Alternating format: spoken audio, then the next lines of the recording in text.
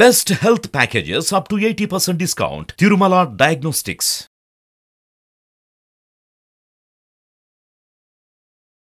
Hi, welcome to our channel. ఈ రోజు మనతో పాటు ఉన్నారు శ్రీ లలితాంబ నీలరాజు శర్మ గారు. అసలు సంక్రాంతి, భోగి, కనుమ, ముక్కనుమ ఈ మూడింటిని కలుపుకొని ఏ రోజు ఏం చేయాలని చెప్పేసి ఒక్క మాటలో అడిగి తెలుసుకుందాం. నమస్కారం గురువు గారు. నమస్కారం అండి. సుమన్ టీవీ ప్రేక్షకులకందరికీ కూడా భోగి, సంక్రాంతి, కనుమ, ముక్కనుమ శుభాకాంక్షలు. భక్తులారా, భోగి అనగానే చాలు భోగి మంటలు వేస్తాం. ఈ భోగి మంటలు ఎంత విశేషమైనటువంటి అంటే, సంక్రాంతి పుణ్యకాలం, సంక్రాంతి రోజున పుణ్యకాలం అంటూ ఒకటి ఉంటుందన్నమాట. మకర సంక్రమణ, మకర రాశిలో సూర్యుల వారు ప్రవేశించేదానికంటే ముందు, ఒక రోజు ముందు సర్వ పాపాలను హరించేటువంటి రోజు. సంక్రాంతి పుణ్యకాలంలో ఎటువంటి పాపాలన్నీ కూడా హరించబడతాయో, ఒకరోజు ముందు భోగి రోజున కూడా మన పాపాలన్నీ కూడా హరించబడతాయి. అలాగే కనుమ రోజున కూడా ఈ 3 రోజులు చాలా చాలా విశేషమైనటువంటి. అందుకోసమే చాలామంది కూడా, అందరూ కూడా బంధువులతో అన్ని ఇండ్లను కూడా కలకల్లాడుతుంటాయి. కొత్త ధాన్యం వస్తుంది, వాటితో పిండి వంటలు చేస్తారు కదా. అలాగే భోగి మంటలు వేస్తారు, భోగి మంటలు రాత్రి వేస్తారు. అలాగే తెల్లవారుజామున కూడా వేస్తారు, తెల్లవారుజామునే. ఆ భోగి మంటల్లో మన పాపాలన్నీ కూడా సర్వం హరించుకుపోతాయి. ఆ భోగి మంటలు వీక్షించినా చాలు, ఆ భోగి మంటల్లో చిన్న చిన్న కర్రలు మనం సమర్పించినా చాలు, మన పాపాలన్నీ కూడా హరించుకుపోయేటువంటి విశేషమైనటువంటి రోజు. సంక్రాంతి కంటే, సంక్రాంతి పుణ్యకాలం కంటే ముందటి రోజు అది కూడా విశేషమే. సంక్రాంతి రోజు మహాపుణ్యకాలం. మహాపుణ్యకాలంలో ఎంతోమంది ఎన్నో దానాలు కూడా చేస్తుంటారు.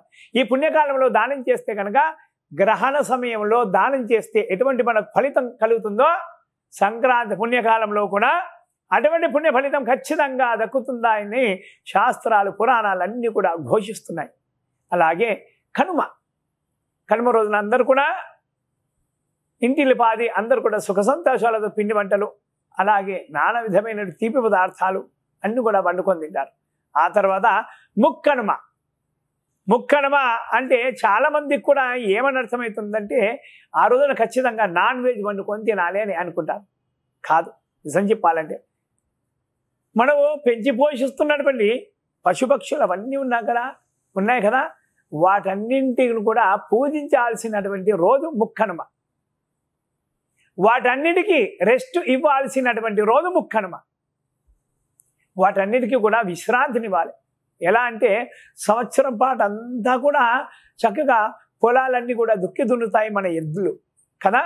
వాటికి ఎప్పుడూ మనము రెస్ట్ ఇస్తామంటే, విశ్రాంతిని కలిగిస్తామంటే, ఆషాఢ పౌర్ణమి రోజున ఏరువాగ పుణ్యమి ఉంటుంది కదా, అప్పుడు ఒకసారి. ఆ తర్వాత ముక్కనుమ రోజున వాడికి చక్కగా అలంకరించి, వాటిని పూజించి, వాడికి మంచి పదార్థాలను సమర్పించి, వాడికి చక్కగా పూజించి, వాడికి విశ్రాంతిని ఇస్తాం ముక్కనుమ రోజున. కానీ ఈ ముక్కనుమ రాను ఏమవుతుందంటే, ఖచ్చితంగా చాలామంది కూడా నాన్ వెజ్ తింటున్నారు. నాన్ వెజ్ తిని ఏదో మధుపానీయాలు సేవిస్తూ ఉంటారు కొందరు ఇలా.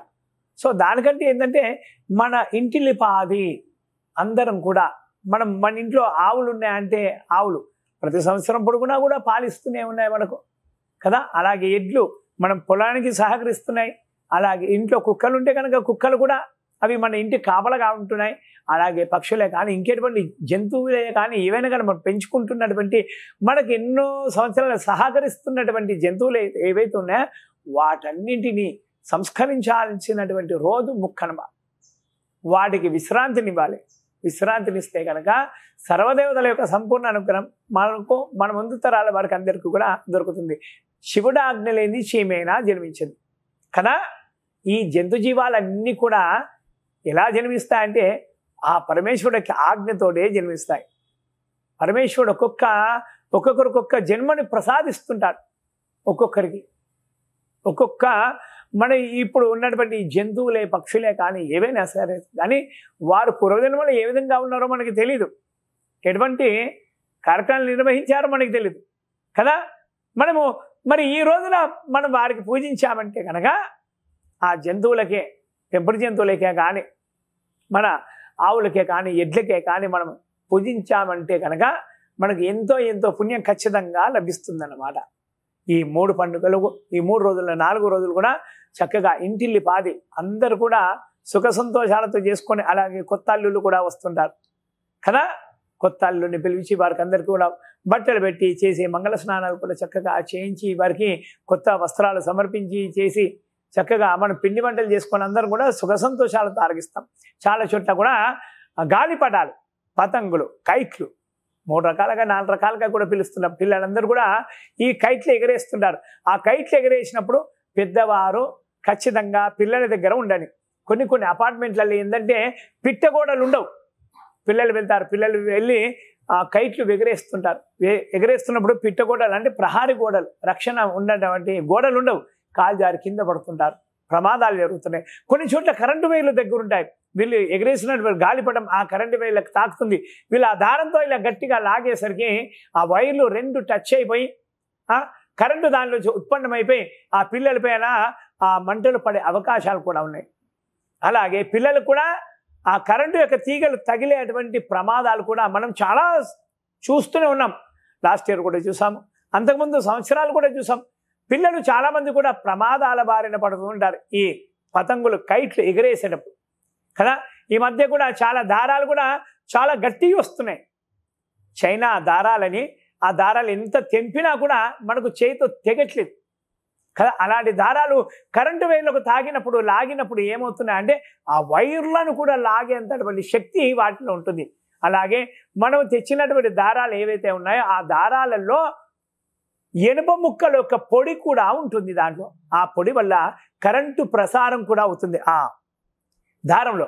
కాబట్టి అటువంటి ప్రమాదాల బారిన పడకుండా ఉండాలి. పిల్లలు చక్కగా ఈ పండుగను అందరూ కూడా ఎంజాయ్ చేయాలి. పిల్లలతో సహా ఎంజాయ్ చేయాలంటే పిల్లలు ఈ కైట్లు ఎగరేసినప్పుడు, గాలిపటాలు ఎగరేసినప్పుడు పెద్దలు ఖచ్చితంగా అక్కడ ఉండాల్సిందే. అలాగే ఆకాశానికి చూసి మనము ఎగరేస్తుంటారు పిల్లలు, వారి కండ్లల్లో సూర్యరశ్మి కూడా పడుతుంది కదా.